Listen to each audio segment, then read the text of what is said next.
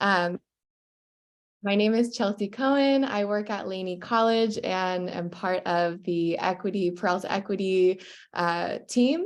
And I'll be moderating this session today, this wonderful session with our 4 wonderful presenters. I just want to give you a few logistics. So first of all, captions are enabled. If you look at the bottom right, you can enable them for yourself to see the live transcript. We use the chat to ask questions, so we encourage you to put any questions in there. And let's see. The meeting is being recorded, and I am going to pass the mic over to Bob Nash, who will introduce the presentation and the rest of the presenters. Thank you, Chelsea. Yes, I'm Bob Nash. Let me share a screen and we'll get started. All right, can you all see my screen? Very good. So we do have some esteemed co-presenters today. They're going to get into the weeds. I want to give an overview of this tale of 2 rubrics. We are having folks use 2 rubrics here in the California Community College system to both improve course design, online course design, and the traditional outcomes of student success. And in addition, using the Peralta Equity Rubric to improve equity metrics in those courses as well. So let me focus on the first rubric. This is our California Virtual Campus Online Course Design Rubric. It is the core of what we call POCR, our Peer Online Course Review Program. This was started in 2015 and provides an opportunity for our California community colleges to focus on course quality in the online realm. We have trained faculty who have been trained how to use the rubric and applying it and assisting faculty authors in improving their online courses using the rubric. I'll share links in a moment so you can see those. And once they have aligned their course to the rubric with the help of these trained faculty and faculty peers, mind you, they get what we call a quality reviewed badge in our CVC exchange. California Virtual Campus, in addition to the POCR, has created a technology that allows students at one college, if they can't find the course they need that term, that semester, they can go into the exchange and seamlessly enroll in an online class at another college, another California community college. And then once they successfully complete that, they bring the units back to their home college to speed up their path to completion. And that's a project funded by our state legislature through the California State Chancellor's Office. So POCR for us in the beginning was a centralized process managed by the CVC, and therefore it was a bit of a bottleneck, couldn't get through fast enough. So we created something called local POCR, teaching the fishermen to fish, and isn't that it? So we're decentralizing, training local colleges to have their own POCR teams and having them review their local courses and have peer review. And once they have been certified in that process, then they can tell us which of those courses is aligned, and we go badge it in our exchange. And as of yesterday, we have 48 California community colleges that have been local POCR certified to do that on their own. 30 more colleges are on the way. And to date, we have 1,344 courses, online courses that have been aligned and have the QR badge in our exchange. So we're scaling up is the point. As far as efficacy, the RP group, research group here in California, helped us with a study in 2016-17 that found that those courses that are aligned with the rubric at colleges that also have online student services have almost 5% difference in point difference in course success rates. So that was promising. That study was replicated in, I think, an even more effective way by Chaffey College, one of our California community colleges, that did a before and after, which with each of the instructors and their courses, finding a 12% increase in course success rates after POCR process and rubric alignment. Here's a little peek at what Chaffey found in that 12% difference pre and post. And here are the equity numbers. And just with our rubric, this is before bringing in the Peralta Equity Rubric that we'll talk about in a moment.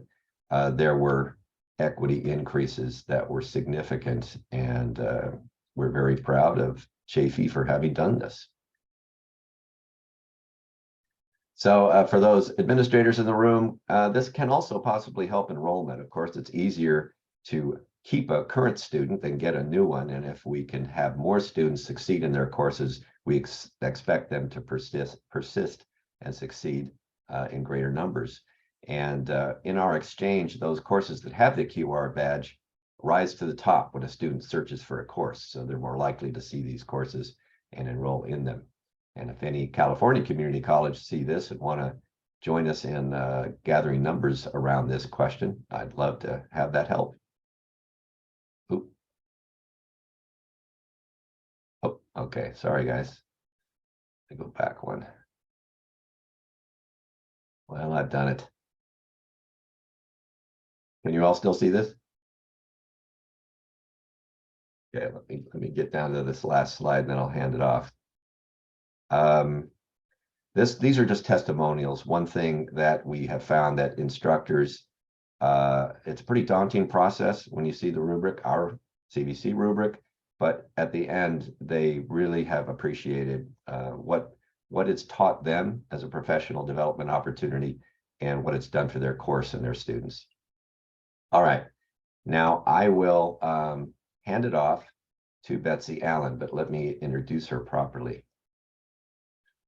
Betsy Allen is Instructional Design Resource Faculty and Distance Education Coordinator at Woodland Community College in California. She holds an MA in English and an MS in Educational Technologies and Instructional Design. In 2019, she served as a project lead for Woodland's Improving Online CTE Pathways grant administered by the CVC to begin establishing a course quality review process and incorporate Peralta Online Equity Rubric elements into course design. So Betsy, take it away, and I'll start sharing screen again. Okay, thank you. And you're going to move through slides for us, is that? Indeed. Okay, wonderful. So thank you all. Woodland Community College is a Hispanic serving institution. We're a small college. We're about 1,900 FTE. And our first foray into the equity rubric, as Bob mentioned in my intro there, was when we had our Improving Online CTE Pathways grant from the CVC. And one of our goals with that grant was to create our first online certificate, and that was in entrepreneurship. And so we thought this is a perfect time for us to look at not just getting down a process for quality for hitting those CVC standards of course design, but also to incorporate the Peralta Equity Rubric. So these 5 classes that we designed specifically to fill out that pathway were new to online. So they had never been offered online before. And so we sat around as a team looking at the Peralta rubric in particular to figure out ways in which we could come up with everything from policies to, for example, discussions of bias, universal design elements throughout, that we could kind of use as templates throughout these courses and instructors could draw from, so that these 5 courses become fuel, if you will, for other classes as they go on to adopt these kinds of practices. So what I have on screen for you is just one example of, this is a choice within a discussion. It's sort of these wrap-up discussions that happen in a unit. And we really felt we wanted to touch on the elements E4, diversity and inclusion. So we're valuing diverse backgrounds of our students.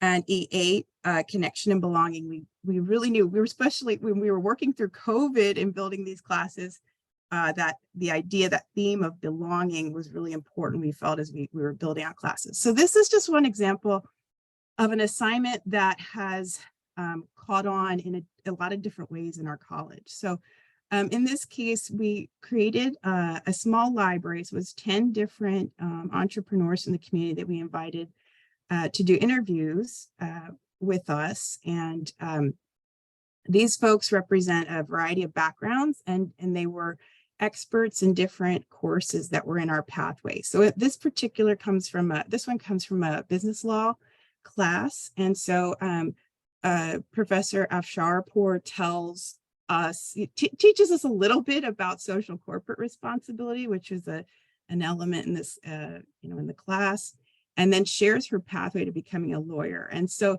that's becomes a template then for our other videos that we build out. So we have a small video library that these particular, the business faculty can pull from.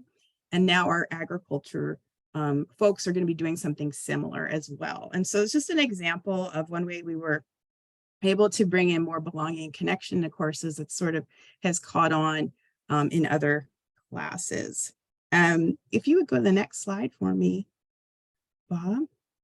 So we had formal training with Peralta toward the end of that grant year. And we had 5 faculty complete that training. We're a small college, so that's pretty good sample size for us. And then we had a number of debrief meetings afterward to figure out how do we further this work. At the same time, we were balancing our norming work with the CVC to be able to award that course quality badge. And so Peralta, quite honestly, has become a little bit more of a coaching area for us rather than the main thing that you're going to see, I think, with the colleagues coming up. But what we have done with Peralta is we've incorporated into our DE certification course. So everywhere faculty are introduced to the rubric initially in that course, and then anywhere where they're building out the course and we're pulling in some of these elements of equity, we make note in the class. So again, just really building awareness. The instructors are not badged, so to speak, in the Peralta rubric. At that point, they are just very aware. And then in any instructional design mentoring we're doing. We're a little bit, I think we're unique as a college in that our courses, in order to offer a course online, you must have completed our POCR process. We have 2 levels of alignment. There's a local level, which is a little less rigorous, and then the CVC alignment level. And so at those points of preparing for POCR and then for revising for the CVC badge, those are moments of coaching as well that our team can, point out. Did you realize that you're using these great equity practices? And then we use that as a moment as well to either present the rubric to them, to the Peralta rubric to them, or to, remind them about these different practices. And I have on screen here, this is an instructor who made just a change just from an informal discussion that we had about Peralta rubric. And she had, I'll just say, similar people throughout the course. And she went back and decided, hey, every time I have a photo in the class, I'm going to try to represent that same concept in different ways of different people. And if you wouldn't mind going on for us, Bob. Okay, so this is our plan moving forward. Our D committee puts together a 3-year plan. And now that we are CVC normed, we've decided it's definitely time that we need to pick up again on our Peralta equity work. One of the feedback we had when we went through the formal training with Peralta was that everybody loved the training. If you've not gone through it, I highly recommend it. It's an adoptable course you can bring in. But everyone felt they needed more time. And so especially part-time faculty felt that if we could have each module self-paced and sort of badgeable on its own, so people could over time build toward mastering that knowledge. So that's something we're going to be exploring, offering in the fall. And then in our action steps for some of the objectives on our committee, we have some rigorous metrics we're going to be holding ourselves to. The first of which is we're going to be using our POCR results to measure that 50% of our online courses demonstrate equitable syllabi, grading schemes, and universal design for learning elements in the class. And so again, in alignment with the Peralta Equity Rubric, we expect that furthering that training will help us to reach these goals. And then all online faculty will have 100% accessible courses with a minimum of 70% alignment in sections A to C. That sounds really difficult to manage, but we're just about there, because right now we've had all our full-time faculty have already gone through POCR. They have one class through, and they've at least met these requirements. This is our local level. And if not better, you know, they've gone on and gotten badged. And now all of our part-time are putting one class through. And so we feel that this is a lofty goal, but Peralta is going to be critical in us enhancing the quality of those courses as we move forward. So that's kind of the summary of what we've done. It's a much more organic adoption of the rubric, I think, than what you'll be hearing from my colleagues. But it is a way, I think, to start off and really build greater awareness about these important practices.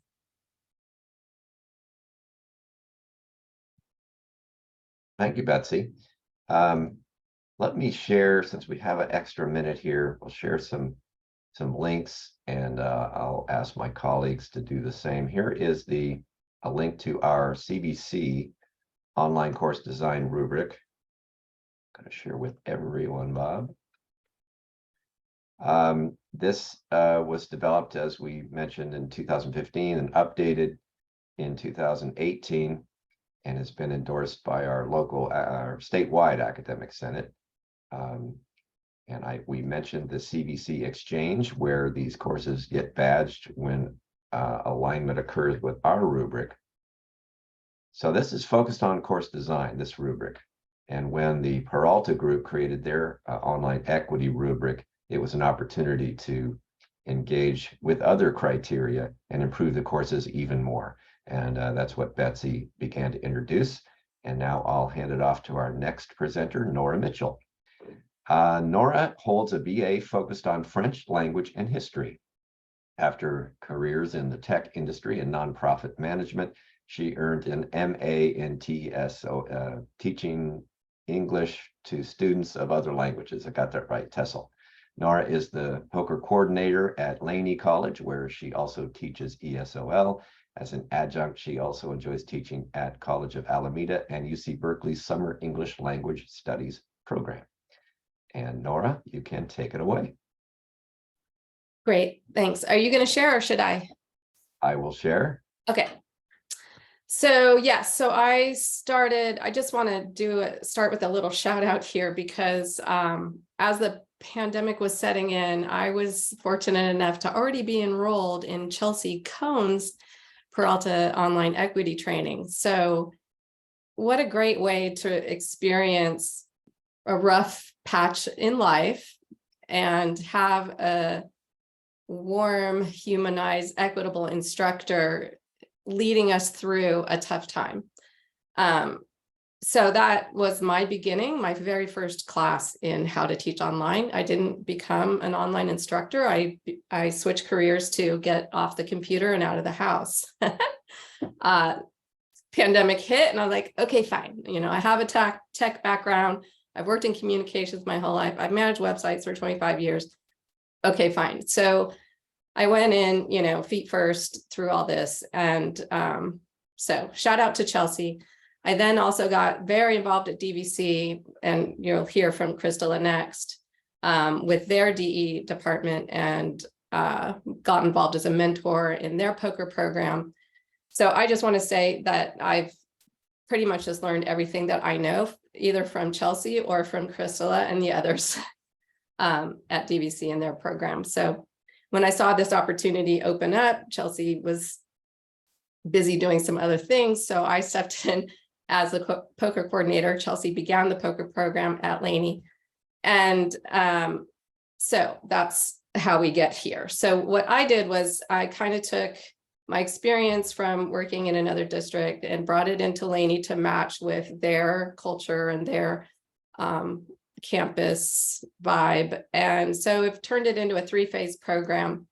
I did get good training in accessibility through DVC, which was wonderful. So I really led the charge there to bring Pope Tech into Peralta community colleges for accessibility testing.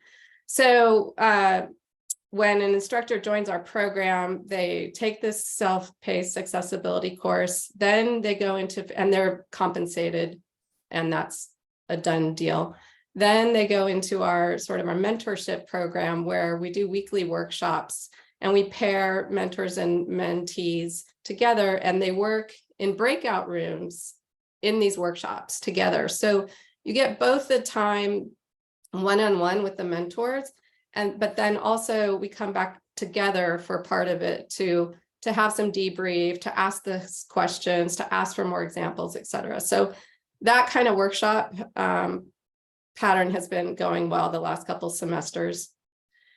So our mentors are all, of course, the reviewers that are trained in the POCR training, but they've also all taken the Peralta Online Equity training. So they're able to work with their mentees and work them through section E. So at Laney, we kind of take I guess I call it the traditional path, because I felt like I came in and it's like, okay, they've created this, I am not making waves, and it's the 5th section of the CVC OEI rubric. And so that's how we present it to everyone, and it has equal importance all the way through. I created with other POCR coordinators at other Peralta colleges, we created the Design to Align support course that supports this mentorship program that helps the participants through each of the sections of the rubric with a lot of more examples and videos and support. And so we have one whole module dedicated on section E itself. So our participants can then finish, they've gone through the mentorship program successfully, they get a stipend, and then they can either take a breather and wait till next semester or keep charging right ahead and to phase 3, which is to finalize, right? Usually there's details with accessibility and getting all those videos captioned and whatever. So that's phase 3. And so there's a little carrot at the end of that as well for final full alignment. Next slide, please. Okay, so when I built out the Design to Align course to support our mentorship program, the Peralta Online Equity Training course was in place, and it's amazing. And it's 4 or 5 weeks, I forget. So I needed to boil it down into kind of a pretty intense 1 week. So I put it into these sections in one module. Next slide. And I want to just acknowledge real quickly that, again, the Peralta Equity Rubric, Chelsea was a key member. Next slide. And so here's the team of folks involved with creating the rubric, which was a pretty remarkable thing back 2018 onward. Inger Stark, I know, and I know Kevin Kelly still very involved with the equity team ongoing at Peralta. Next slide. Okay, so whenever I kind of pitch POCR at our department chair meetings each semester to try to get more and more instructors interested, they're like, well, and I show the Chafee numbers and they're all excited. And then I explain the different aspects of sections of the rubrics. And they're like, but we want examples, show us real examples. So for today, I have 3 instructors as examples of section E in action. So this is Lori Allen Requa. She's our co-coordinator of DE at Laney right now, and she's a biology instructor. So she shared here some quotes from her students after they've taken a course from her. And you can see that students are supported and they hang in there, which is really important. Lori creates a safe environment and students feel respected. So getting this clear is really kind of the whole point of the equity rubric, and get the validation from the students. And she creates a strong community. Next slide.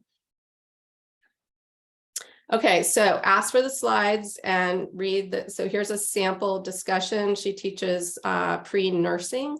So, and they take a direct look at bias in the medical field. And so students talk about bias they've seen, ways patients should or behave, et cetera. So check this out. It's a great example. Next slide. All right, Scott Godfrey, he's one of our aligned courses and POCR mentors, and he teaches political science. And he's taken the equity rubric very seriously.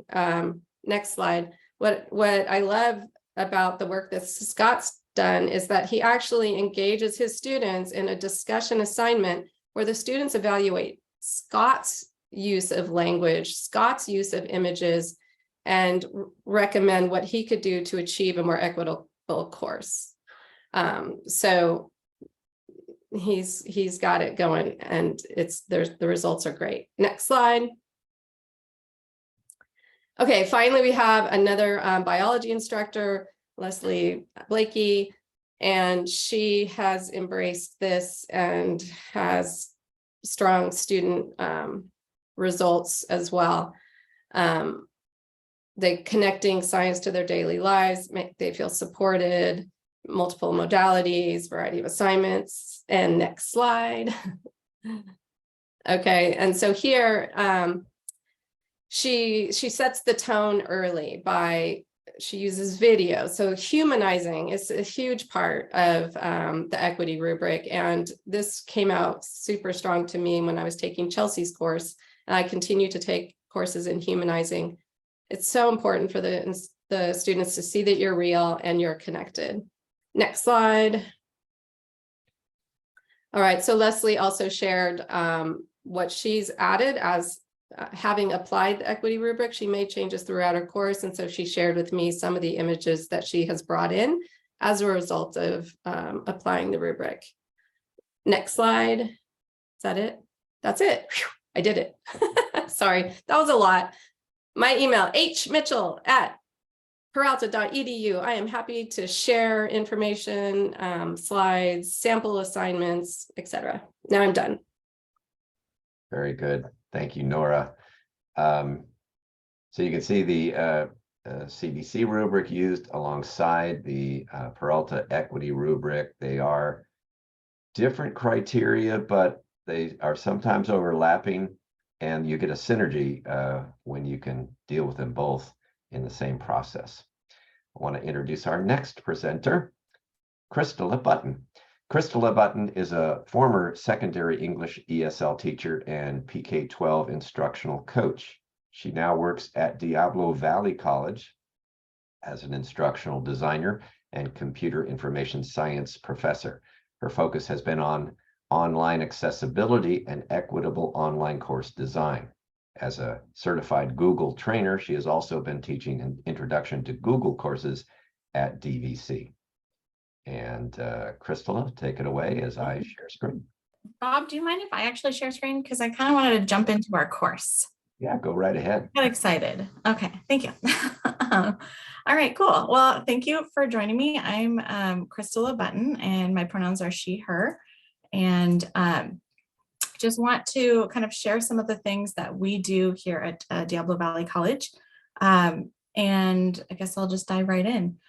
So this is, I say year 4, possibly year 5. I actually was hired in March of 2020. So signed my paperwork, and then like a week later, everything shut down and I didn't even know where campus was. So it's been kind of a fun journey, of which Nora has joined me for quite a bit of it. So it's nice to be working with you again. I had no idea what POMP and POCR were, which are I'll explain what POMP is in a second, but I dived right in and had the opportunity to come in as an outsider and kind of take a look at these programs as they existed holistically and pick and choose what was working and what wasn't working, and then later connect that to data, which is my passion as an instructional designer. So I'm calling this our coasting phase.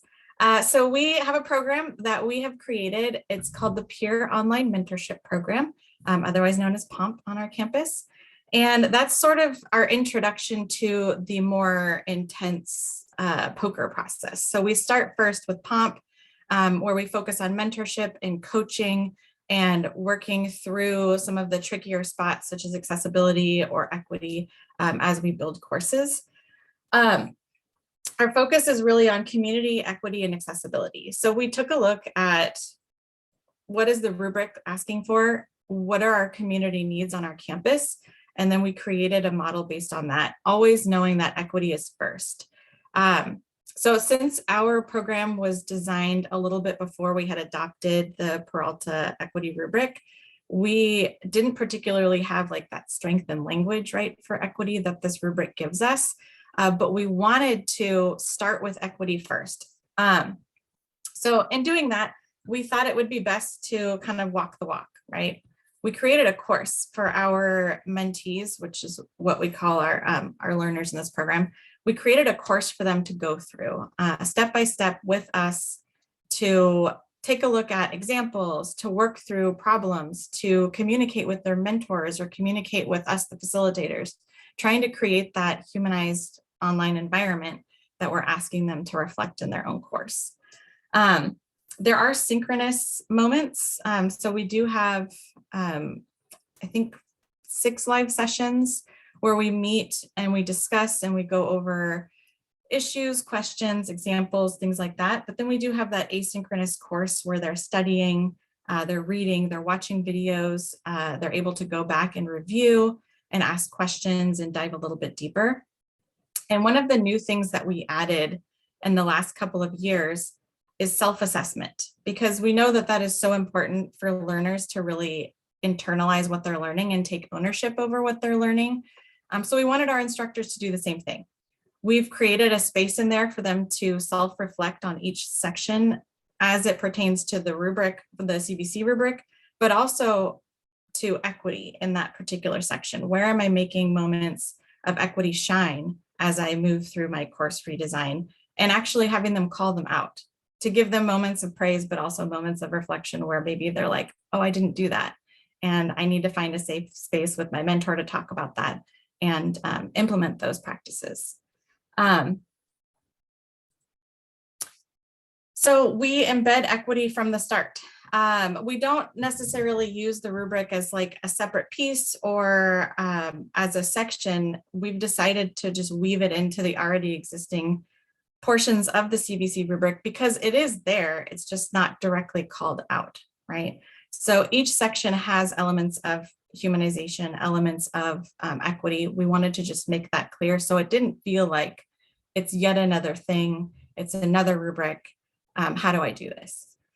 So it's the start of all of our design. It's the start of the design for each student that goes through our program. And it leads to accessibility. We talk a lot about how equity is accessibility and how they're not two separate things that we have to do. One is the other. And, you know, part of that is using UDL. We made this little graphic, which I think displays it best. And I wish I would have had the forethought to put it in here, but you know, the open door and there's 2 little feet walking through and 1 foot is accessibility and 1 foot is equity. And that door is labeled UDL. And that's just exactly what it is, right? It opens that door. It allows folks to come in. It allows your students to come in and learn. And it creates an inclusive space, that online community that a lot of folks were struggling with, you know, since we were all shoved online in the pandemic. Some people were really struggling with how do I create that online community, and ended up in Pomp wanting to create that. And so we want to start with that here. It leads to our goal of community and engagement. Not only are instructors building their community with other instructors that they likely would have never met. Our mentors, we particularly pair them with mentees who are not in their own discipline. So they have the opportunity to get out of that like content conversation. You know, if we put 2 English teachers together, we're going to talk about the books that we teach or the rubrics that we use. And it's just never, that's never not going to happen. We know ourselves. But if we have, you know, a biology professor who's working with an engineering professor, think about those conversations and student success and goals that are more than just content that really happen. Plus, we have a lot of friendships that have developed, which are quite adorable and have moved past this program. And they now support each other in other communities on campus. And I think it's one of the few PD programs on our campus that has really built those strong connections between instructors, which only furthers student success in the end. And then we put those parts of our program into our course. And I just want to drop out here really quick and show you 2 things in my final time so that you can see it. I put some screenshots in the presentation, but this is what our course looks like. It is just like any course that you would see as a student, and it's designed by modules. And it goes piece by piece through what we would exactly want our learners to do. Let me just jump right into the content really quick. So we start with a quick explanation, and we actually start with section C, because assessment is where everything starts when you build, if you're designing backwards, right? So we flip things around. We start with section C, but the thing I really wanted to call out is each section has its own connection to equity. And in that, we call out portions of the rubric, both rubrics.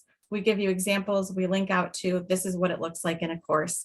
And then we have templates, and our templates are on Commons. If you want to search for DVC distance education, you'll see all these little green circles. That's how you know you found us. These are the templates that we use that are accessible, equitable, and help meet not only the sections listed on the CVC rubric, but also the sections that we call out in our online equity guidance. I think that is probably my time. I'll stop sharing. Almost. You did a minute to spare. Thank you. All right.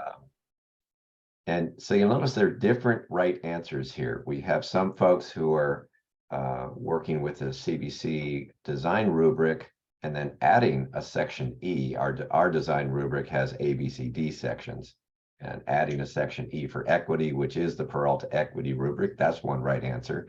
Or as Crystala showed us, we can embed within our CVC sections A, B, C, D equity elements.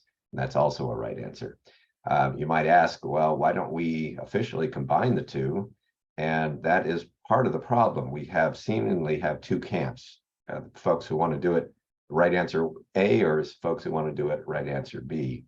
And which allows me to share another link here. Our statewide academic senate had a resolution back in 2018 that supported the use of our rubric in local POCR recommendations to local academic senates.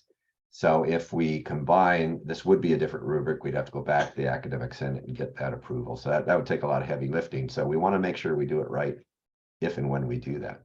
Anyway, I will stop jabbering and open it up to questions. Does anyone have any questions about any of this? And you could direct them to all of us or any one of the presenters.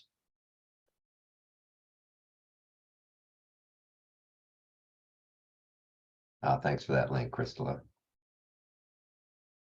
One thing you may have heard is the word stipend as we went. We have found that on average, most colleges who are involved in this review effort, peer review effort, do offer stipends both for the faculty who review courses and the faculty authors who present their courses, because this is a substantial amount of work to align your course to one or both of these rubrics. How much is really dependent on the district, on the college. I've heard $400, I've heard $1,200. So that is up to the budgets and the priorities of the relative institutions. Would any of our three panelists like to comment on how funding can affect and amplify the value of this work? I'll just say that I feel strongly that instructors be compensated for their time. You know, I took the BEOI course when I was at DVC early on, and that I was paid for that time, and I was paid to take training in accessibility again through DVC. And so as I've come over to Laney, I am fighting hard for stipends, because I just think it's right. Yeah, this is value that they can faculty can take with them anywhere, but it does take a substantial amount of work. And if you're an administrator who wants to get this going, a stipend may not pay for every hour of work, but it's a nice thank you for doing something that's great for both the institution and students. Let me share this link with you all. It is our CVC's local POCR resources to help colleges create local POCR programs on their campus. And if you go through each of the tabs, you'll see the how-to. You can borrow that. Both these rubrics are OERs, free for you to use and change in any way that helps you. Crystala? Yeah, and I just wanted to piggyback off of what Nora was saying. We did champion paying people as professionals and respecting their time. And I guess luckily, because it was the pandemic, we had emergency funds, and we pushed really hard to make sure that those emergency funds went right into supporting our faculty and our staff in training accessibility ambassadors and training mentors and mentees, so that after those funds went away, we still had folks with those specialties. So like, I think I can still call Nora an accessibility ambassador because I know she learned a lot and she took that with her. And we have a lot of people out there now who we've like planted this seed of love for online learning and equity and accessibility. And they're out there and they're supporting, and they're still a part of our program. And we have been working hard since we lost that funding to institutionalize it, and been going to both classified and our faculty senates with our PD plan. And we've linked up with our faculty PD person. We've also linked up with whoever will kind of listen to us on campus to help us institutionalize this. And I mean, I'll be honest, we haven't secured funding forever. We secured funding for this year. So we did our cohort, and we change it every year. You know, things change. And we are looking for other ways to change it again next year, but we're still pushing for funding, and we will continue to push for funding until it is institutionalized. And there are various sources within the college, certainly with the Peralta rubric added. This is a student success and equity opportunity for your local student success and equity committees, who could also pull some funding that is offered through the state. Betsy. Yeah, I just wanted to share what we're doing in terms of stipends. So in our case, only our POCR reviewers get a stipend. It's $350, and that is something that was negotiated with from our union and the admin team. Our faculty senate has supported the course quality standards from before I got here in 2017. So it's always kind of been on the books, so to speak, that folks would be course quality aligned before it would be offered. We're just now starting to support people and getting to that point. So that's where we're at when we have these emergency funds that are coming for the CVC exchange that I know colleges are getting. We are incentivizing additional training in accessibility, equity, and we're doing like a course design showcase. So that kind of work. So certainly the equity rubric that kind of training would be rewarded for those final products, but we don't have a formal system for rewarding people who are doing the work toward alignment. But I urge faculty and administrators at colleges to find a way to get this going, because once you do, you build a cadre of quality ambassadors, or Crystala, I forget the word you used. And once that happens, then you've got a seed that grows. And imagine not only in your online spaces, but in your on-site spaces, because as teachers, as we know, teachers teach both on-site and online, and they carry some of these concepts into the classroom as well, because many of the strategies have an on-site equivalent. Any other questions or comments?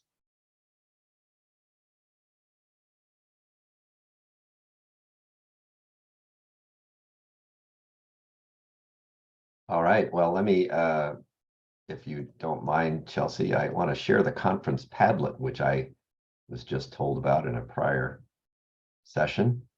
This is a place where you can post ideas, ask questions, conference-wide. And if you have any questions for us, well, let me share just for the last minute, I will share our, where'd it go? Who's got our, I'll just put my stuff in chat. Thank you, Crystala. Yeah, let's do that.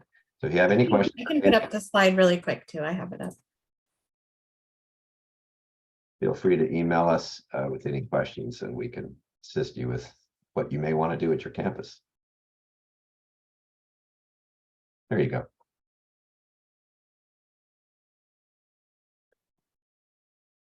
Thank you all for that enlightening presentation. Thanks everyone for being here.